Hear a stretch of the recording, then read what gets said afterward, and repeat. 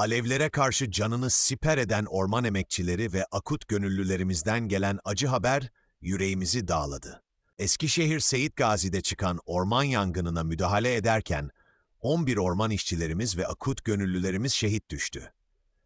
Yaralı kurtulan orman işçimizin videosu geldi. Abi su dökün ben her tarafa. Abi bir araba isteyin ya. Ya isteyin mi?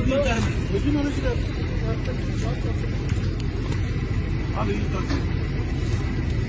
Fazla oraya alamayız.